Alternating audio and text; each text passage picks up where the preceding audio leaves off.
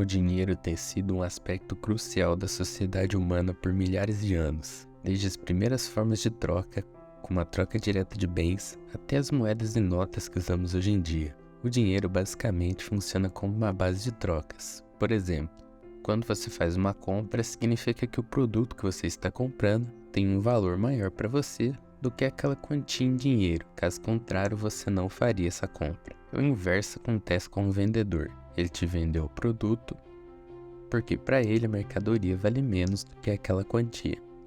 Porém, nem sempre usamos o dinheiro como conhecemos hoje, embora sempre com a mesma finalidade.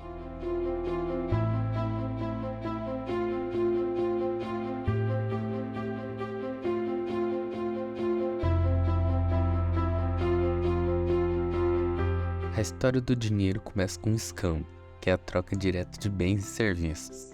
Nesse sistema de escambo, as pessoas trocavam bens e serviços diretamente uns com os outros. Isso funcionava bem em pequenas comunidades, mas tinha limitações óbvias, especialmente quando se tratava de bens perecíveis como alimentos. Além do fato de que você precisaria que uma pessoa tenha algo que você queira e que ele também queira algo que você tenha, o que fazia desse método pouco eficiente. Foi assim que outros objetos começaram a ser usados como intermediários nas trocas, como foi, por exemplo, com a utilização de conchas como moeda de troca em muitas sociedades antigas, como na África, na América do Sul e na Europa. No entanto, o uso de conchas como moeda diminuiu ao longo do tempo devido a vários fatores. Uma das razões pelas quais as conchas foram abandonadas como moeda é que elas são meio de troca ineficiente. Conchas são difíceis de transportar em grandes quantidades e seu valor pode ser afetado pela disponibilidade local de conchas. Por exemplo, você poderia ficar o dia todo numa praia pegando conchas,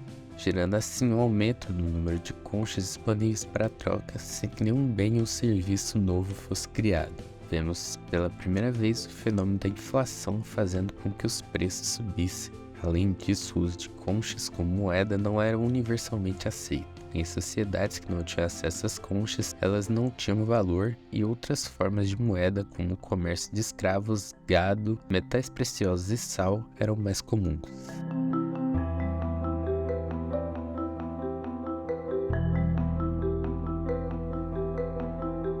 Outra fase muito importante foi a era das moedas de metal. As primeiras moedas foram cunhadas no final do século 7 a.C., na região da Lídia, na atual Turquia. As moedas eram feitas de metais preciosos como ouro e prata e eram padronizadas em peso e qualidade, principalmente eram escassas, o que fazia com que mantivessem seu valor ao longo do tempo. As moedas foram uma grande inovação porque permitiram que as pessoas tivessem uma forma fácil e padronizada de pagar pelos bens e serviços. Porém, esse sistema também não era perfeito. Transportar grandes quantidades de moedas era complicado por conta do peso, além de ser muito perigoso andar com uma grande quantia de ouro. Foi para isso que as primeiras cédulas de papel surgiram da China no século 7 d.C., como uma forma de facilitar o transporte e a circulação do dinheiro. Elas eram emitidas pelo governo e representavam um valor equivalente em moedas de cobre.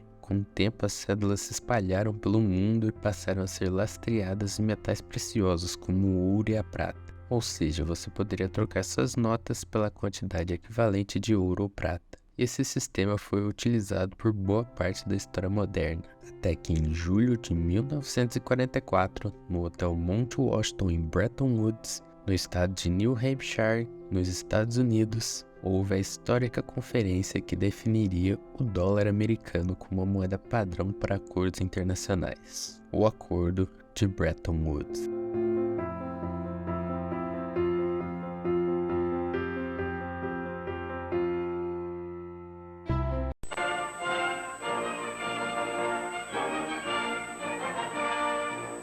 At Bretton Woods, New Hampshire, delegates from 44 allied and associate countries arrived for the opening of the United Nations Monetary and Financial Conference. Invited by President Roosevelt to the first major world financial meeting since the London Conference of 1933, they will work in the seclusion of this White Mountains resort.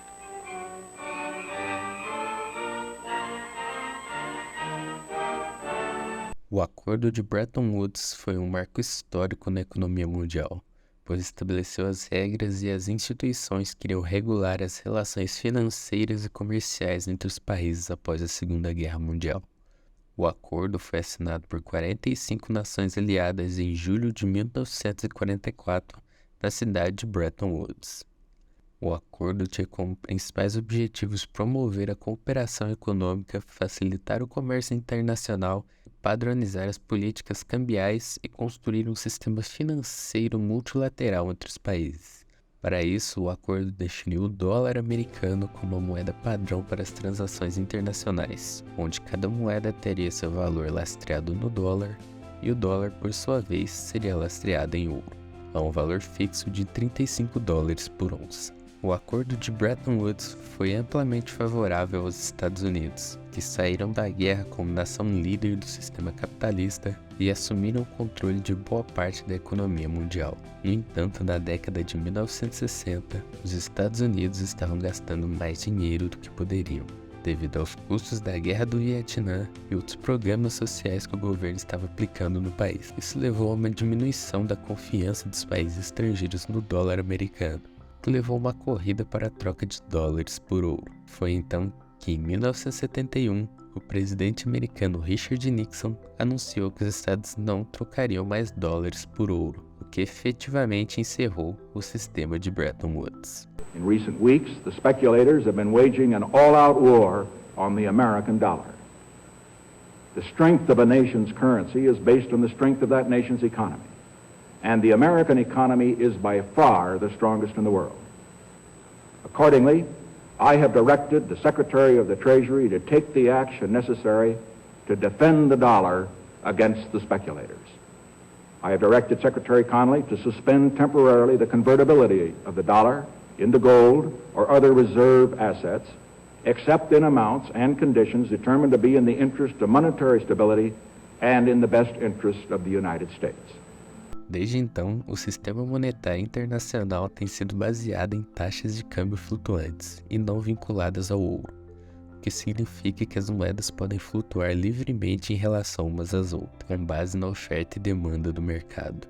Essa é a era das moedas que não tem lastro em nada, a não ser na confiança de que aquele pedaço de papel realmente vale alguma coisa. Além de que, governos podem criar mais moeda infinitamente pela falta de lastro.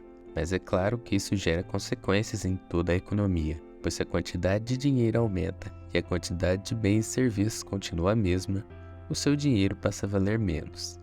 E é por isso que muitas pessoas têm ido em busca de uma nova alternativa.